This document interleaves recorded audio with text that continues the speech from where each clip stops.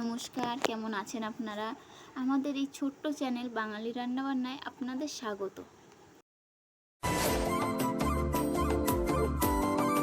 আজ আমরা রান্না করছি এঁচোড়ের কোপ্তা কারি।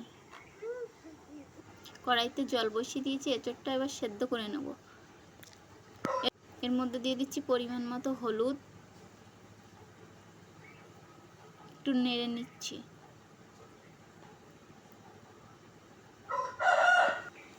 এঁচোড়টা এবার ঢেকে দিচ্ছি, এঁচোড়টা সেদ্ধ হোক, ততক্ষণ আমরা মশলাটা করে নিই। মিক্সারে পেঁয়াজ,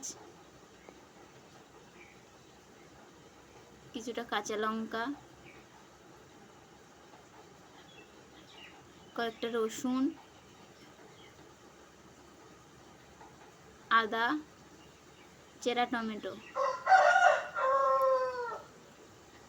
সর্ষে,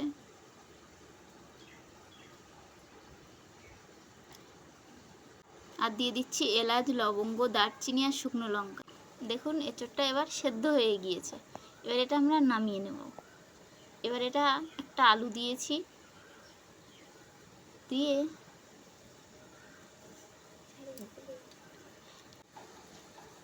এঁচোড়টা এবার মেখে নেব। এর মধ্যে দিয়ে দিচ্ছি লবণ,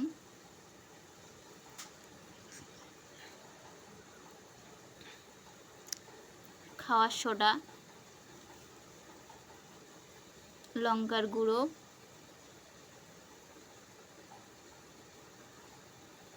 জিরের গুঁড়ো দিয়ে এটা আমরা ভালো করে মিশিয়ে নিচ্ছি। এর মধ্যে দিয়ে দিচ্ছি একটু বেসন। বেসনটা একটু অল্প করে দেবেন, না হলে এটা শক্ত হয়ে যাবে।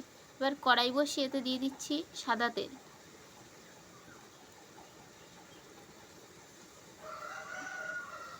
এবার কোপ্তাগুলো ভেজে নিচ্ছি। কোপ্তাটা আমি গোল গোল করে ভেজে নিয়েছি, আপনারা চাইলে অন্য যে কোনো শেপ দিতে পারেন। কোপ্তাগুলো এবার ভেজে নামিয়ে নিয়েছি। এবার কড়াইতে দিয়ে দেবো সর্ষের তেল।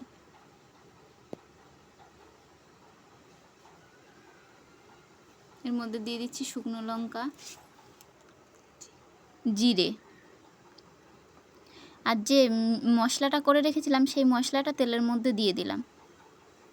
এবার এটা আমরা ভালো করে নেড়ে মিশিয়ে নেব। এর মধ্যে দিয়ে দিচ্ছি হলুদের গুঁড়ো, পরিমাণ মতো লবণ, লঙ্কার গুঁড়ো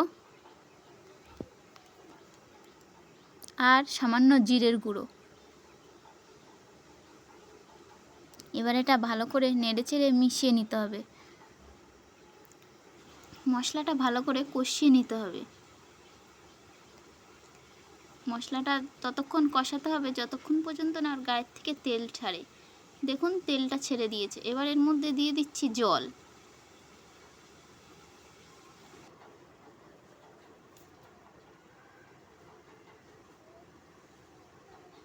জলটা ভালো করে জাল হয়ে গেলে এর মধ্যে দিয়ে দেবো আমি কোপ্তাগুলো।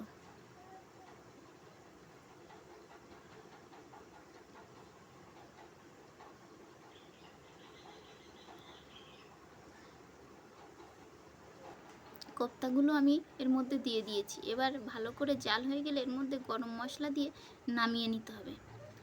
এই কোপ্তা কারিটা কিন্তু খুবই সুস্বাদু। আপনারা বাড়িতে একবার করে দেখতে পারেন, খুবই ভালো লাগবে।